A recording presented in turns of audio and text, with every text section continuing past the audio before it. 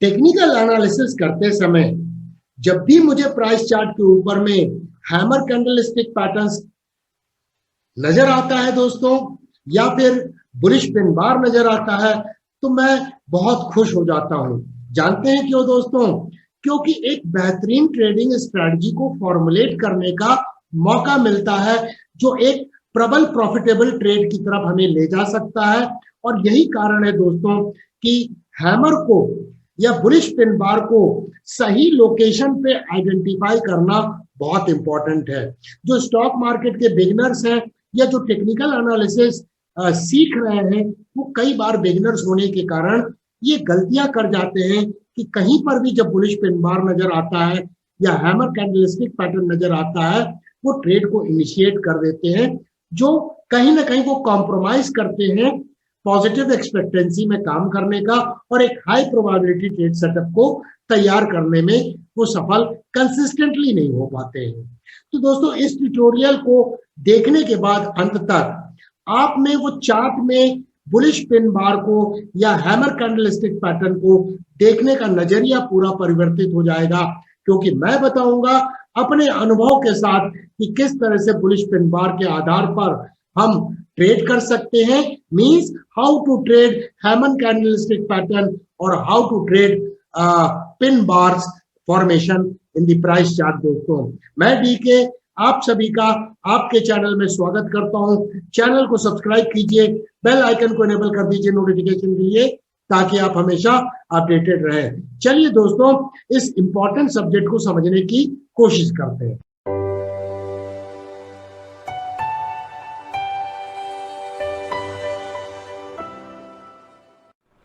तो दोस्तों, हैमर को समझने के लिए हम प्राइस चार्ट पर चलें और उस पर कैसे ट्रेडिंग स्ट्रैटेजी बनाते हैं उसकी चर्चा करें। उसके पहले समझ लेते हैं कि हैमर कैंडलस्टिक पैटर्न्स जो है वो होता क्या है दोस्तों। तो दोस्तों, हैमर कैंडलस्टिक पैटर्न्स जो है वो एक बुलिश कैंडलस्टिक पैटर्न है, जिसमें रियल बॉडी जो होती है, ये बॉडी अगर आप देखें तो बॉडी का साइज काफ़ी छोटा होगा। मीन्स ओपनिंग एंड क्लोजिंग काफ़ी करीब करीब होगी, लेकिन लार्ज लोअर शैडो का फॉर्मेशन आपको नजर आएगा दोस्तों, जो इंडिकेट करता है कि प्राइस बहुत नैरो रेंज में ट्रेड हुई है ओपनिंग एंड क्लोजिंग के रिस्पेक्ट में, लेकिन प्राइस ने एक नया लो बनाया है जो सिग्निफिकेंटली मच लोअर था ओपनिंग के या क्लोजिंग के कंपैरिजन में। इसके अलावा दोस्तों, हैमर का अकरेंस जो चार्ट के ऊपर में है, हैमर कब नजर आएंगे हमें चार्ट पे? जब या तो डाउन ट्रेंड की समाप्ति होगी उस वक्त पे नजर आएंगे, और या फिर दोस्तों जब प्राइस मार्कअप फेज में है, हायर हाइज का फॉर्मेशन कर रही है, और जब प्राइस में करेक्शन होगा, रिट्रेसमेंट होगा, या जिसे हम पुल बैक भी बोलते हैं, उस वक्त पे हैमर हमें नजर आएंगे दोस्तों।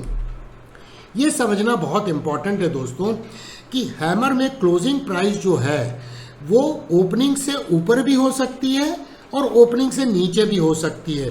इसीलिए तो दोस्तों, हैमर में ग्रीन कैंडल है या फिर रेड कैंडल है, इससे कोई फर्क नहीं पड़ता है। अल्टीमेटली हम मार्केट की साइकोलॉजी को समझने की कोशिश कर रहे हैं इस कैंडलस्टिक पैटर्न के द्वारा दोस्तों। अब दोस्तों, लोअर शैडो जो है, ये जो लोअर शैडो है, इसकी जो लेंथ है, इसकी जो हाइट है, वो एक्चुअली मिनिमम होनी चाहिए इस बॉडी से 2 टाइम्स। अगर उससे अधिक है, मोर सो गुड। अगर 2 टाइम्स से कम है तो वो एक्चुअली हैमर है ही नहीं। और यहीं पर कई बार हम मिस्टेक कर देते हैं कि हैमर में हम वो चेक नहीं करते हैं कि क्या हैमर में बॉडी एंड शैडो का रेशियो हमें मिनिमम 1:2 मिल रहा है कि नहीं मिल रहा है। उससे अधिक है, इट्स वेल एंड गुड, वो हैमर के और अधिक स्ट्रेंथ को दर्शाएगा।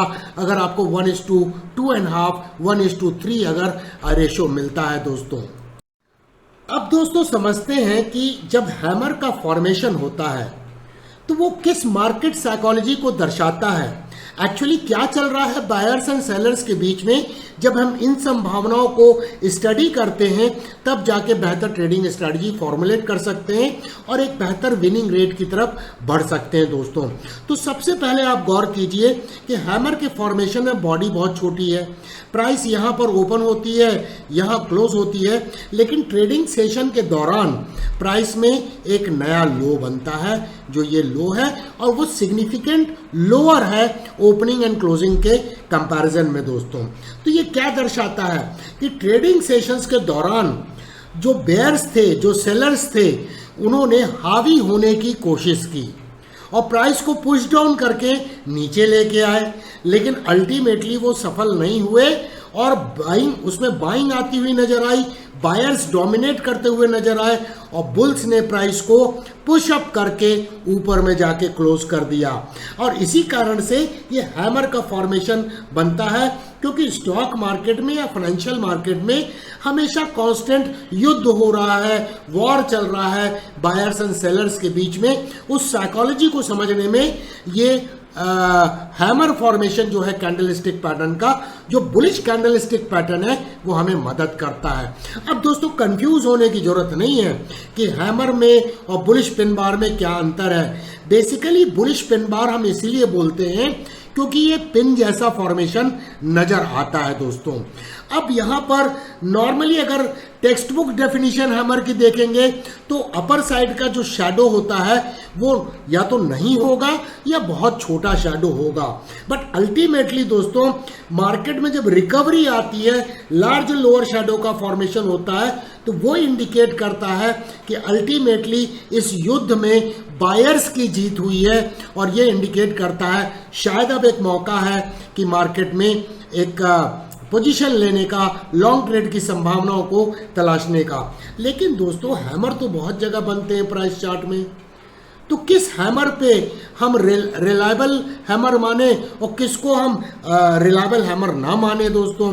तो इसके लिए दोस्तों जीरो टू हीरो में हमने कैंडलस्टिक पैटर्न पे जो बहुत सारे डिटेल वीडियो बनाए हैं उसमें इस बात की चर्चा की गई है।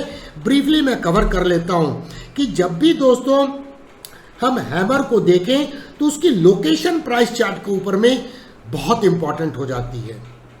अगर ये हैमर डिमांड एरिया के पास बनते हैं, की सपोर्ट जोन में बनते हैं, तो बहुत सिग्निफिकेंट हो सकते हैं।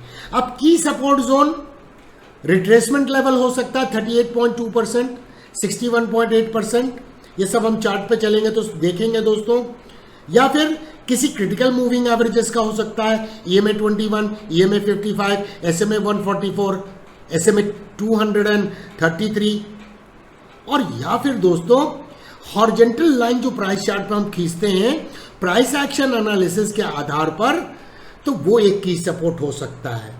और जब हमें इन सारी चीजों का या 4 या 5 कन्फ्लुएंस मिल जाते हैं और उसके बाद अगर हैमर वहां पे बनता है तो बहुत सिग्निफिकेंट है, जो इंडिकेट करता है कि दूसरी टेक्निकल स्टडीज भी इस बात को सपोर्ट कर रही है कि की सपोर्ट एरिया पे, की डिमांड जोन पे बाइंग आती हुई नजर आ रही है। इस करेक्शन के बाद, इस रिट्रेसमेंट के बाद या पुल बैक के बाद या डाउन ट्रेंडिंग मूव के बाद, ये कोई रिवर्सल तो नहीं है ट्रेंड में, जो एक बहुत बड़े मौके की का इंडिकेशन देता है दोस्तों, जो हमें एक प्रॉफिटेबल ट्रेड की स्ट्रेटजी बनाने में मदद करता है। चलिए दोस्तों प्राइस चार्ट पर चलते हैं और मैं आपको ये एक्सप्लेन करने की कोशिश करता हूं कि किस तरह से हम हैमर फॉर्मेशन को देख के और वो सही लोकेशंस पे अगर बने हैं तो सिंपल तरीके से ट्रेडिंग स्ट्रैटेजी को फॉर्मुलेट कर सकते हैं, या बुलिश पिन बार को देखकर स्ट्रैटेजी को फॉर्मुलेट कर सकते हैं और एक प्रॉफिटेबल ट्रेड की संभावनाओं को प्रबल कर सकते हैं। अब दोस्तों प्राइस चार्ट के ऊपर में इसे समझने की कोशिश करते हैं ताकि प्रैक्टिकल एप्लीकेशन समझ में आ सके, जिसकी चर्चा अभी हमने की है दोस्तों। पहला रूल हमें दिमाग में हमेशा याद रखना है कि बुलिश पिन बार या हैमर का फॉर्मेशन जो पैटर्न का कैंडलस्टिक का होता है, जब वो की सपोर्ट में होता है तभी उसका रेलेवेंस होता है और एक हाई प्रोबेबिलिटी ट्रेड सेटअप को हम तैयार कर सकते हैं। अब यहाँ पर ध्यान से देखिए, ये डेली टाइम फ्रेम में प्राइस चार्ट है। प्राइस ने यहाँ सपोर्ट लिया, यहाँ सपोर्ट लिया, यहाँ पर सपोर्ट लिया और इस सपोर्ट पे जब ये करेक्शन हुआ, भारी गिरावट दर्ज की गई। उसके बाद आप देखिए, मैं चार्ट को अब एनलार्ज करके दिखाता हूँ। अब यहाँ पर देखिए आपको एक पिन बार का फॉर्मेशन होता हुआ नज़र आया। ये कैंडल स्टिक को ध्यान से देखेंगे तो आपको समझ में आएगा कि इसमें लार्ज लोअर शेडो है और बॉडी का साइज बहुत स्मॉल है। यस दोस्तों, एक छोटी सी अपर शेडो है, बट अल्टीमेटली हम मार्केट की साइकोलॉजी को समझ रहे हैं। तो इसका मतलब क्या हुआ कि जैसे ही प्राइस इस लेवल पे आई, बेयर्स ने प्राइस को पुश डाउन करने की कोशिश की, लेकिन बाइंग एक्शन उसमें आया और अल्टीमेटली जो विनर्स रहे वो बुल्स रहे, बायर्स रहे दोस्तों।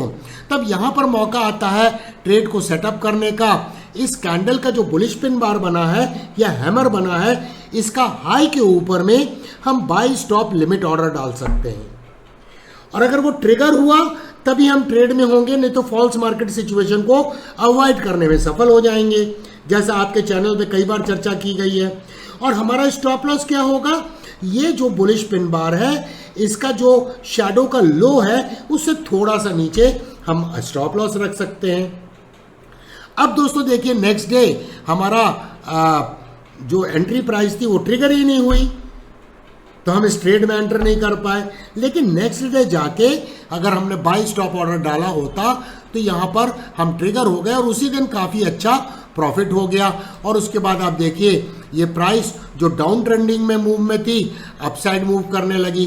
अब इसी चार्ट पे मैं आपको एक और एग्जांपल समझाने की कोशिश करता हूँ।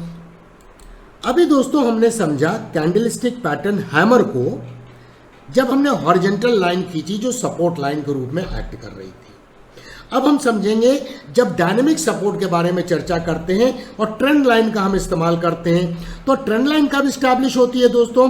आपके चैनल में जीरो टू हीरो की प्लेलिस्ट में ट्यूटोरियल में बताया गया है कि तीसरा टच पॉइंट पर जब प्राइस बाउंस बैक करती है तब वो स्टैब्लिश ट्रेंड लाइन बनती है और तब तक वो ऑब्जर्वेशनल रहती है, क्योंकि दो टच पॉइंट है केवल।